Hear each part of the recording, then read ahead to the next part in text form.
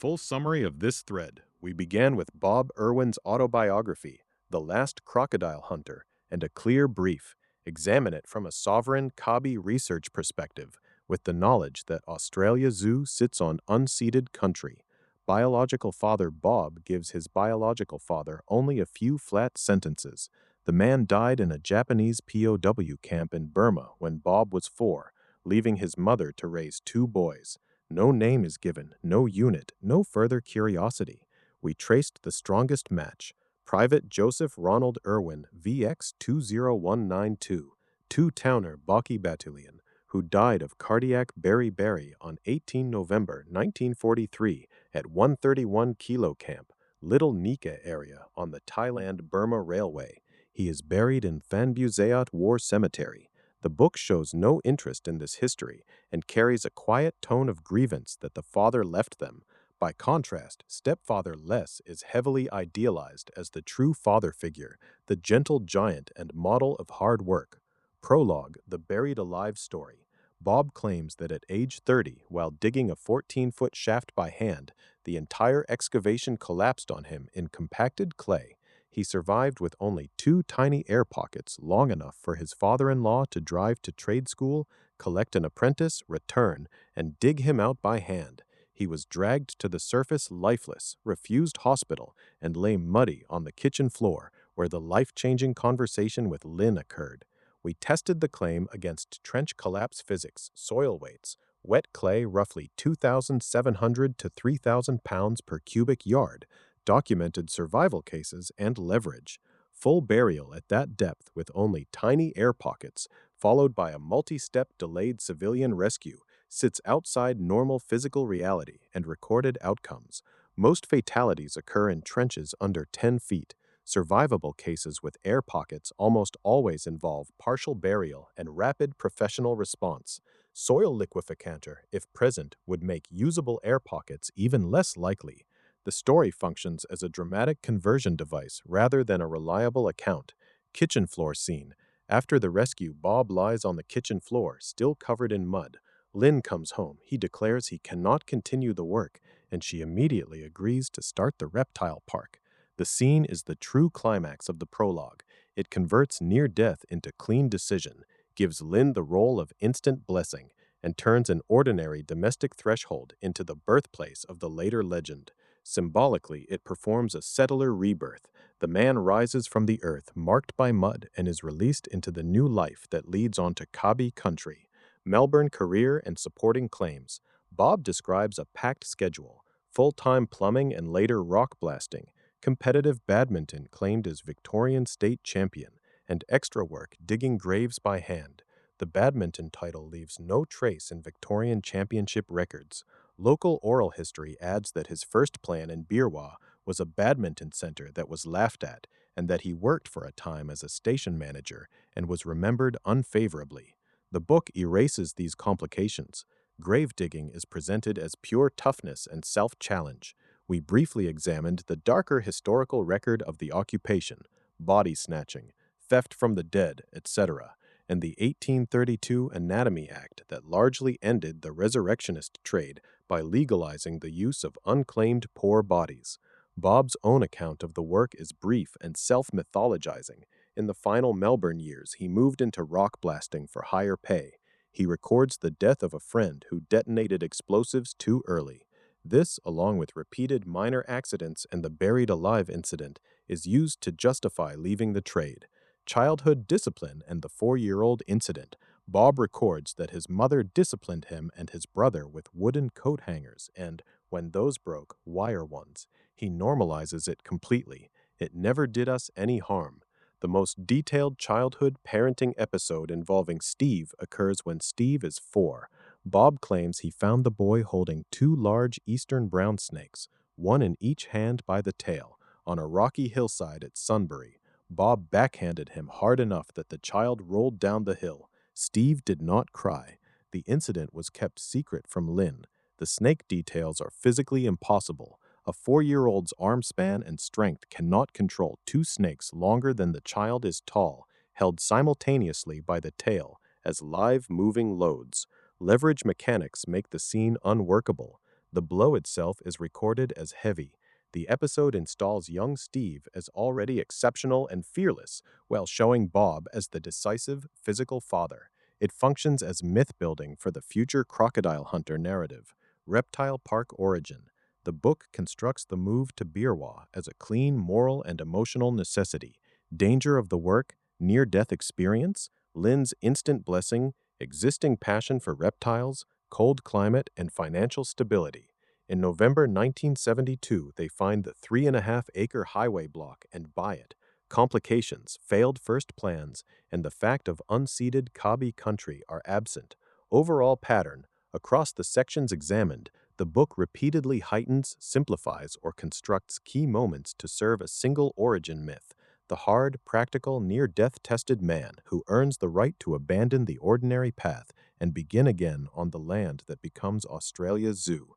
Specific claims, state badminton title, 14-foot survival with tiny air pockets, the precise Sunbury snake episode, fail basic external checks, emotional treatments, biological father, physical discipline, the kitchen floor conversion are shaped to remove friction and install destiny. The sovereign reading holds both the published story and the gaps, impossibilities, and erasures that sit beneath it.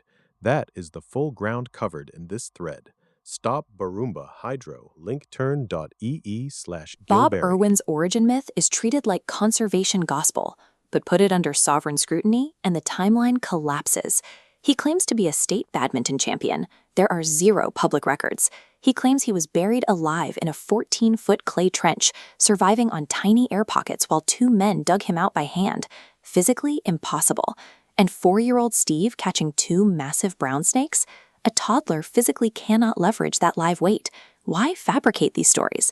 To build a clean, destined conversion myth, a near-death experience, a dramatic kitchen floor epiphany, and his wife's instant blessing to move north. Then the land at Birwa is simply found, a blank canvas for the crocodile hunter to build his dream.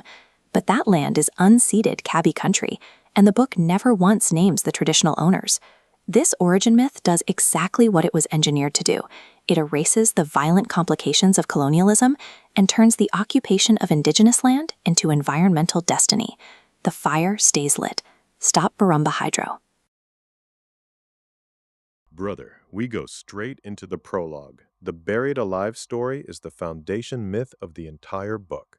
Bob positions it as the literal and metaphorical moment he found his true way. Everything that follows, quitting plumbing, the move to Queensland, the reptile park that becomes Australia's zoo on Kabi Country, is framed as flowing from this near-death experience at age 30. Here is the claim, stripped to its bones. He is digging a 14-foot shaft by hand, pickaxe and shovel, shaft and tunneling method. He is standing at the bottom when the whole thing caves in. Compacted clay entombs him. An axe handle ends up upright under his hunched body, slowly driving into his stomach and winding him. He has only 2 tiny air pockets, one around his face, one under his body. He cannot move or call out. He passes out. On the surface, father-in-law Pa, older man with a war bullet wound in his back, realizes he cannot dig him out by hand and the machine would cut him to pieces. Pa drives to trade school, collects the young brother-in-law apprentice Graham, returns, and the 2 of them dig the full collapse out by hand. Bob is dragged to the surface lifeless, near death. He refuses hospital, goes home coated in mud, lies on the kitchen floor, and that same day decides to abandon the trade and chase the reptile park dream. Lynn agrees on the spot. Physical and practical problems. This story does not hold under scrutiny. 1. Volume and force of a 14-foot clay collapse. A hand-dug shaft, even 3 to 4 feet across at 14 feet deep, contains a large mass of earth. When it fails completely, the material does not settle into neat pockets. Compacted clay collapses densely. The idea of 2 usable airspaces large enough to keep a man conscious for any meaningful time is already optimistic. In real trench collapses, the weight on the chest alone stops effective breathing very quickly. 2. Survival time versus rescue timeline. The sequence requires Pa assessing the situation, driving to the trade school, collecting Graham, returning to the site, then 2 men, one older and injured, digging through a full 14-foot collapse of clay by hand until they reach him. That is not a 5-minute job. It is a significant period of time, realistically measured in tens of minutes at absolute best, more likely longer. Surviving full burial in clay with only tiny residual air pockets for that duration is at the extreme outer edge of human possibility, and in most cases simply not possible. The story needs him alive long enough for the dramatic rescue and the subsequent kitchen floor epiphany. 3. The axe handle. He is holding the axe when the collapse happens. In a sudden, total cave-in, the tool is not going to end up neatly upright under a hunched body, steadily winding into the stomach like a narrative prop. That detail is too precise and too cinematic. 4. No shoring, no safety context. There is zero mention of timbering, shoring, or any support for a 14-foot unsupported shaft in clay. That alone is high-risk practice. The collapse is presented as an almost inevitable force of nature, rather than the predictable result of digging an unsupported deep shaft by hand. 5. The outcome sequence, near death, refuses hospital, home on the kitchen floor, still coated in mud. Immediate life-changing decision with Lynn's instant agreement. Queensland and the Reptile Park. The story is structured as a perfect conversion narrative. The old life nearly kills him, so he is free to pursue the dream that leads him onto Kabi Country. Pattern recognition. This is the same mode we have already seen with the biological father. The man is reduced to a functional absence, so the stepfather Les can stand as the pure Bushman origin. Here, the near-death experience is heightened and smoothed until it serves as clean justification for the move north. The physical impossibilities and the compressed timeline are not small slips. They are what allow the story to function as origin myth rather than ordinary workplace accident. The prologue is doing heavy lifting. It converts a plumbing collapse into the moral and emotional warrant for everything that follows, including the establishment of the zoo on unceded land with no recognition of prior ownership or law. We have the full text now. The inconsistencies are not memory. They are structural. The story needs the extreme depth, the total burial, the tiny air pockets, the delayed rescue, and the immediate epiphany to work as the turning point. Strip any one of those elements and the myth loses force. Your call on how deep we push the physical modeling next, or whether we cross-reference any contemporary plumbing_safety standards or newspaper reports from the period. The pattern is already clear. Stop Borumba Hydro linktr.ee/gil'burri.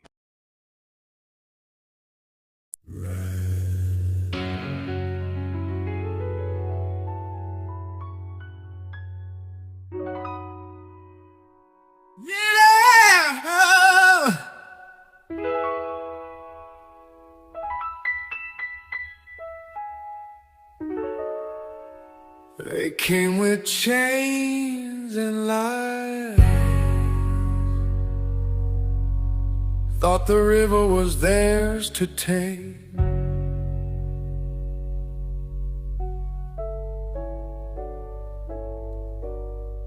Pushing cattle through our song, raping every sacred state.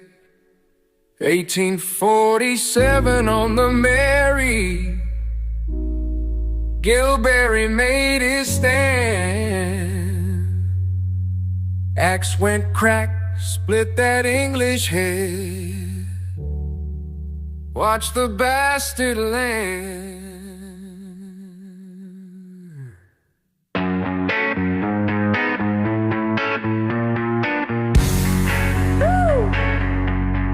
This is our river, running red with the truth. This is our river, from the old to the youth. We rise again, through the fire and the flood. This is our river, in our veins, in our blood.